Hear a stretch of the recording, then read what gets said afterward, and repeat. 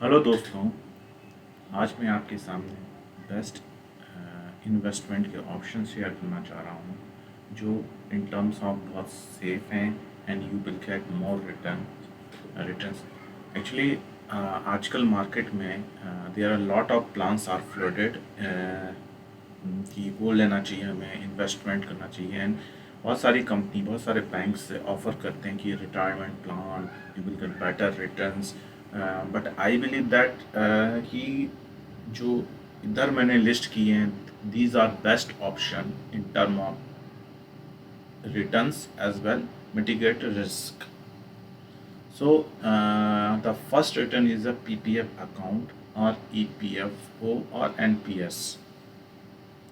In PPF account आपको 7.1% का return देते हैं और आपका जो लॉकिंग पीरियड होता है one two locking period till 15 year तक आपको लॉक होता है। उसके बाद आप एक्सटेंड कर सकते हो। सो आपको इसमें 80C में भी एडवांटेज मिलता है अप टू 1.5 लाख का। EPFO अगर आप वर्किंग हैं तो आपको आपका एम्प्लॉयर और एम्प्लॉय बोथ कंट्रीब्यूशन होता है इसमें, and you will gate also pension based on EPF amounts. तो ये भी आपका एक risk means better return option है और risk mitigate means assurance you will get return. In PPF you will get 7.1% and EPF nowadays is a 8.1% around. And the what जो आपको interest earn होता है, what you earn interest earn on these accounts are tax not taxable. तो जो best option है कि आपको market का भी इम्पैक्ट नहीं होगा, market is whether going down और up, it doesn't matter, you will get fix return which is and our interest would be non taxable amount. Second thing, इसमें आपको कंपाउंडिंग इंटरेस्ट मिलता है जो बहुत बेटर ऑप्शन है। And if in case of emergency after 5 year you can withdraw some portion of PPF amount, और EPFO से भी आप विड्रॉ कर सकते हो। After 5 year you have to show some means if you want to purchase new house और daughter की marriage है और एनी अदर थिंग्स, देन आप कर सकते हो, उसमें आपको नॉन टैक्सेबल ही कंसिडर होगा। But for short term, suppose if you don't have job और their finance emergency arises, then FD and RD you will get better return, around 4 to 5% you will get return, but earned interest would be taxable. that amount will be added in your income.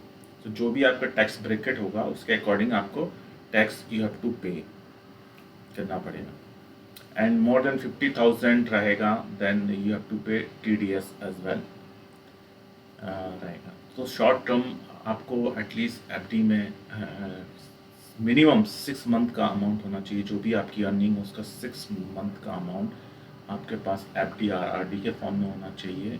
Minimum and maximum 1 to 2 year तक का amount होना चाहिए। Then you can survive if you don't have job और any financial emergency arises, then you can survive. Third option है mutual fund. Mutual fund में जो आपका पैसा लगता है वो शेयर मार्केट में ही आप इन्वेस्टमेंट होता है, बट फाइनेंशियल इंस्टीट्यूट के थ्रू होता है। So they cut some amount expensive in term of expensive ratio, and if you will withdraw amount within 1 year, then you have to pay some charges.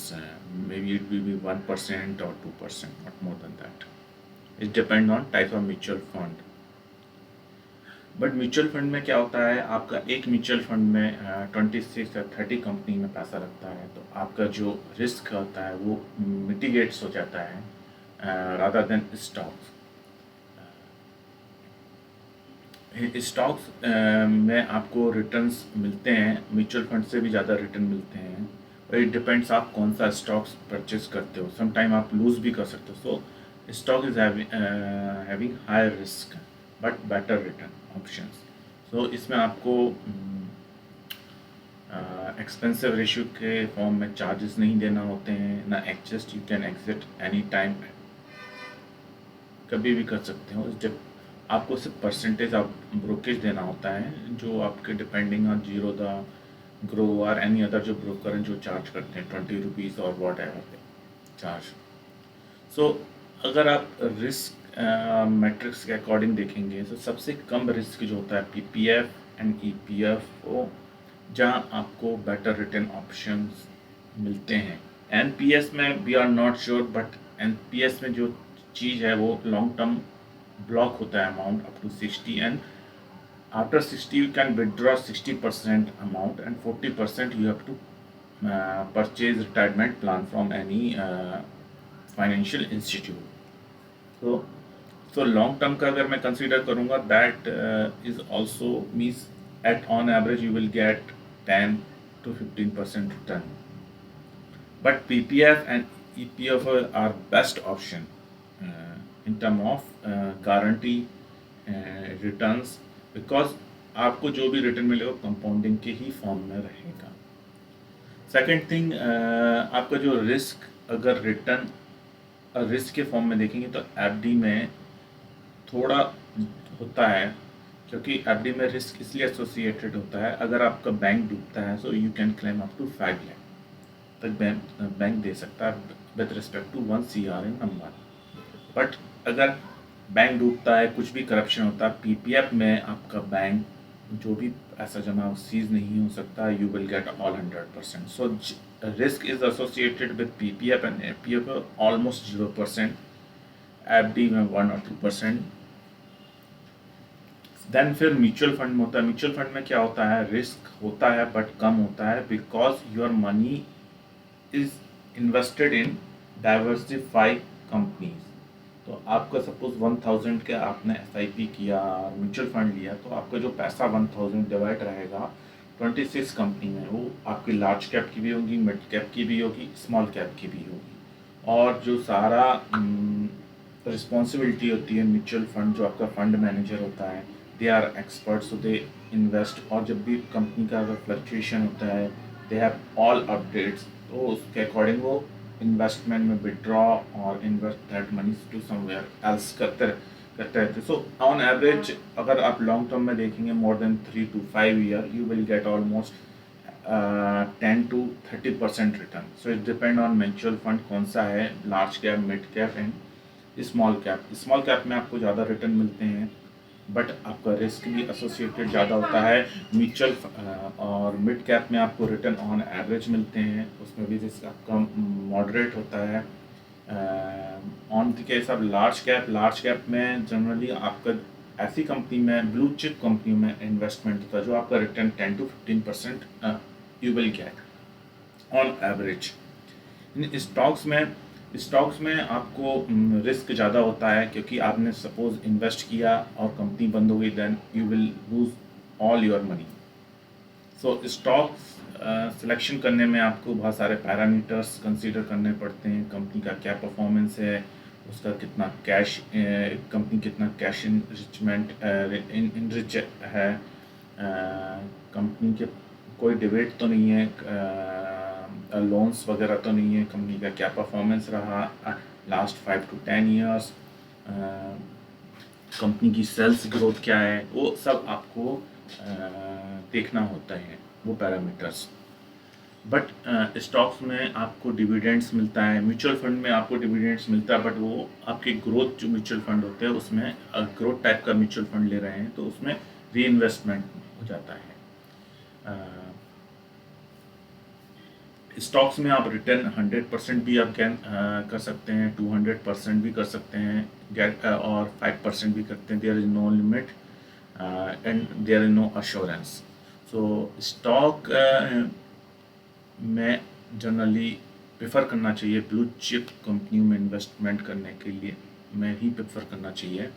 आपका suppose you want to invest 100 rupees, तो आपको उसमें 40 से 50 rupees large cap में करना चाहिए, then 20 to 30 rupees आपको mid cap में करना चाहिए, देन रिमेनिंग स्मॉल कैप में। इन स्मॉल कैप में आपको रिटर्न्स बहुत अच्छे मिलते हैं, बट रिस्क भी एसोसिएशन ज़्यादा होता है। और लार्ज कैप में रिटर्न आपको ऑन एवरेज 10 to 15% मिलते हैं. It is more than PPF, EPF and FD and other kind of returns will get more in stocks. अगर मैंने एक दूसरा भी रिटर्न मैट्रिक्स बनाया है. फर्स्ट आपको एफडी में सबसे कम एफडी में मिलेगा, देन पीपीएफ ईपीएफ में रहेगा, देन म्यूचुअल फंड में रहेगा, स्टॉक्स में. म्यूचुअल फंड में आपको रिटर्न स्टॉक्स से कंपैरिजन में कम इसलिए मिलता है क्योंकि फंड मैनेजर आपका जो पैसा होता है वो 20, 30, 40 कंपनीज में इन्वेस्ट करते हैं, जो भी करते हैं. तो एक पॉसिबिलिटी रहती है कि कुछ कंपनियां परफॉर्म करेंगी, कुछ कंपनियां परफॉर्म नहीं करेंगी. तो ऑन एवरेज आपको 10 to 25-30% मिल जाता है. मैं ऑन एवरेज देखेंगे 10 to 15% भी है कुछ म्यूचुअल फंड का है. वाई स्टॉक्स में क्या होता है, आपने किसी कंपनी में लगाया, उसका स्टॉक डबल हो गया तो you will get 100% return. So but risk भी एसोसिएशन ज़्यादा होता है उसमें. तो these are best investment option. Now मैंने अब क्या आपके सामने शेयर करना चाह रहा हूँ कि क्या क्या हमें प्रिकॉशन लेना चाहिए स्टॉक्स में, क्योंकि मैं आपको सजेस्ट करूँगा you should invest some amount, some portion of your earning in stocks. Suppose जैसे मैंने आपको 4 ऑप्शन शो किए हैं. सो आपका जो 30 जो भी आप इन्वेस्टमेंट करना चाह रहे हैं, सपोज आपकी अर्निंग है 1000 एंड आपको 100 रुपीज़ इन्वेस्ट करना है, तो आपको कम से कम 40 से 50% जो आपका रहेगा वो पीपीएफ या आपका 40% अराउंड आपका पीपीएफ या एपीएफ में जाना चाहिए. देन आपका 20% एफडी आरडी के फॉर्म में जाना चाहिए. देन आपका 20% 20 से 30% म्यूचुअल फंड भी ले सकते हो आप. 10% आप स्टॉक्स में इन्वेस्ट कर सकते हो. नाउ अगर आप स्टॉक्स में इंटरेस्टेड हो, परचेज लेना कर रहे हैं, बहुत सारे आपको वीडियोस मिलेंगे यूट्यूब में, and some time you will also get misguided. बहुत सारे लोगों के बहुत सारे ऑप्शंस होते हैं. मेरा जो पर्पज़ है यूट्यूब वीडियो बनाने के लिए, क्योंकि मैंने बहुत सारे वीडियो देखे, एनालाइज किया, देन कम टू कंक्लूजन कि मार्केट में जो दिखता है वो होता नहीं है, जो होता है वो दिखता नहीं है. So just I have noted down my observation here कि क्या हमको नहीं करना चाहिए, क्या हमको करना चाहिए. So list for don't decide based on rumours.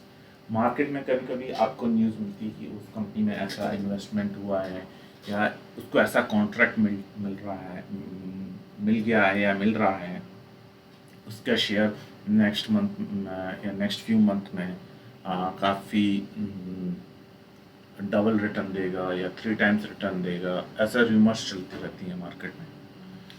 तो don't go with rumours, because sometime क्या होता है, हायर मैनेजमेंट ही वो रूमर्स को स्प्लैश करते हैं मार्केट में, बिकॉज वो अपने शेयर डंप करना चाह रहे हैं पब्लिक को. तो वो जिससे रूमर के कारण क्या होते हैं, डिमांड ज़्यादा होगी शेयर की, share price will go up and up, share price upper circuit में लग जाएगा और आप उसको परचेस कर लोगे और वो डंप कर देंगे. बट एक्चुअली में वो शेयर प्राइस की जो वैल्यू है वो कंपनी की वैल्यू से ज़्यादा है.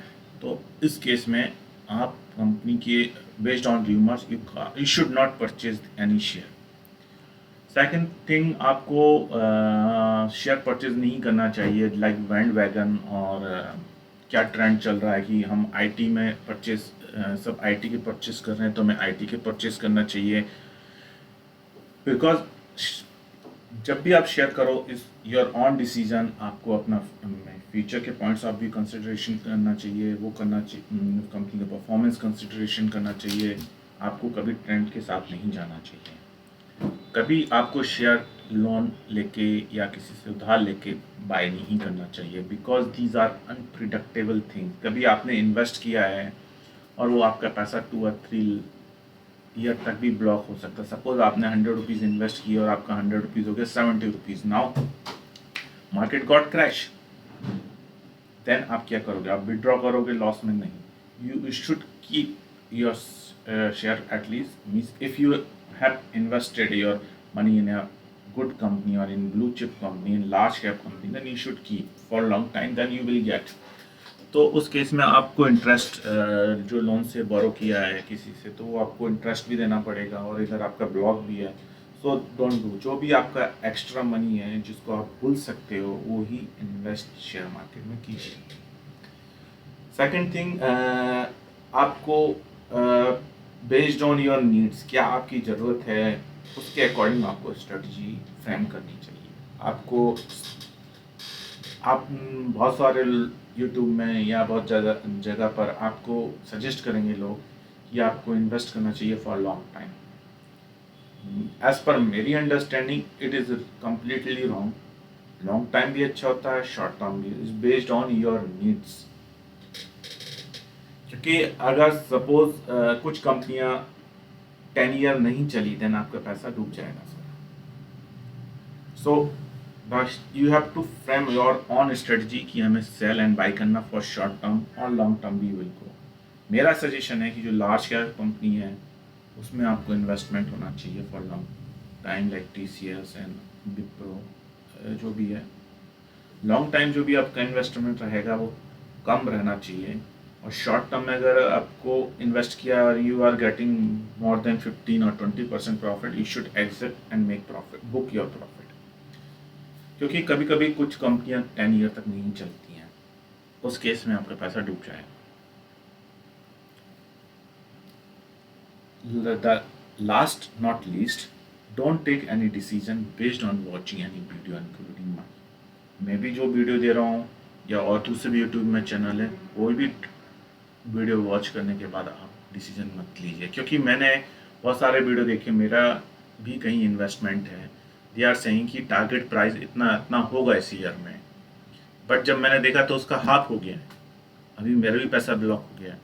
तो and otherwise if you will check company performance, everything is good, company is debit free, but मेरा पैसा ब्लॉक है, I can't adjust. If I exit then I will make a loss.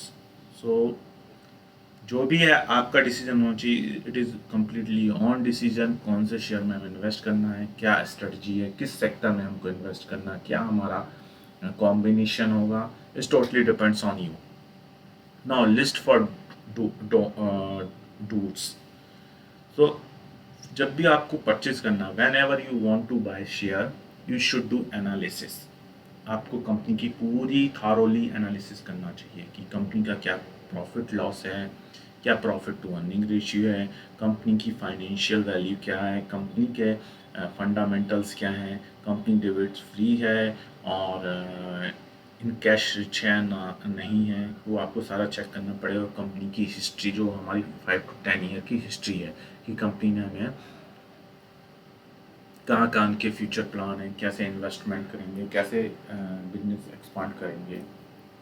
और second thing, क्या company ने 10 year से dividend दिया है या नहीं दिया है, वो भी आपको चेक करना चाहिए, उनके डिविडेंड ग्रोथ क्या है। जब भी आप शेयर में इन्वेस्ट करें, मेरा सजेशन कि आप बल्क अमाउंट कभी इन्वेस्ट ना करें। सपोज आपको 100 रुपीज़ इन्वेस्ट करना, सो you can invest 30 and 10, like that you can make your own strategy। Small portion ही आपको इन्वेस्ट करना चाहिए, क्योंकि मार्केट की कंडीशन फ्लक्चुएट होती है। सपोज आपने इन्वेस्ट किया, मार्केट फॉल हुआ, then you can add some small portion in that, तो आपको जो लॉस होगा कम होगा। It also mitigate risk. Second thing, company के जो फंडामेंटल हैं बहुत स्ट्रॉन्ग होने चाहिए, और कभी भी आप शेयर करो कंपनी की वैल्यू के ज़्यादा प्राइस से मत करो, मीन्स से buy share based on intrinsic value. आप कभी कभी क्या होता है, स्मॉल कैप कंपनी में इंटरनल ट्रेडिंग भी चलती है, जिसके कारण शेयर की वैल्यू काफ़ी बढ़ जाती है। तो उस केस में आप सोच रहे हो कि शेयर का ग्रोथ काफ़ी है, we should also buy. But ऐसा होता नहीं है, क्योंकि उनको पंप एंड डंपिंग वाला ही फंडा होता है। उनको अपने शेयर डंप करने होते हैं पब्लिक को, और यू मीन्स आप वो शेयर ज़्यादा प्राइस में खरीद लेते हो, ओवर प्राइस में। सो आपको वो अवॉइड करना चाहिए चाहे। और इस फंडामेंटल आपको लार्ज कैप कंपनियों में भी होता है।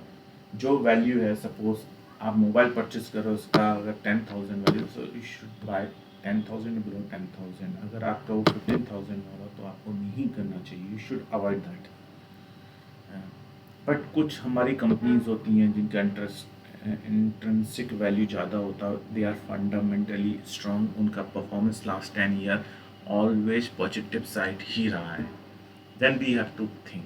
सो जो भी एनालिसिस है वो आप कंप्लीटली एनालिसिस करें, तभी आप शेयर मार्केट में इन्वेस्ट करें। अदरवाइज बेटर ऑप्शन है, you should take mutual fund from any institute, financial institute. Mutual fund भी काफ़ी टाइप के होते हैं। इंडेक्स फंड होता है, आपका लार्ज कैप फंड होता है, मिड कैप फंड होता है, स्मॉल कैप फंड होता है। एटलीस्ट आपको अगर 10 to 15% रिटर्न चाहिए तो आई वुड सजेस्ट कि आप इंडेक्स फंड में इन्वेस्ट कर दो, क्योंकि उनका एक्सपेंसिव रेशियो कम होता है, एग्जिट चार्ज कम होता है।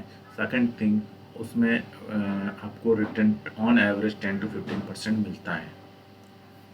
सो दिस मेरा जो मेरी एनालिसिस है वो मैंने आपको 2 स्लाइड में कवर की है। Now our main purpose, I would like to share the information about share कि हमारे कौन से शेयर हैं जो हाई डिविडेंड देते हैं। क्योंकि डिविडेंड आपका एज अ पैसिव इनकम काम करता है। सो हमारी ऐसी कंपनी जो हमें अच्छा रिटर्न देगी, एज वेल उनका डिविडेंड ग्रोथ भी अच्छा है, तो इन फ्यूचर सपोज आप अभी इन्वेस्ट करते हो, after 10 year 20 year you will gate dividend, और वो भी डिविडेंड आपका एज अ पेंशन के फॉर्म में भी हो सकता है। अगर कंपनी का परफॉर्मेंस अच्छा है, कंपनी सस्टेन कर रही है 20 year 30 year, then you will get means you will get regular income from as a dividend. So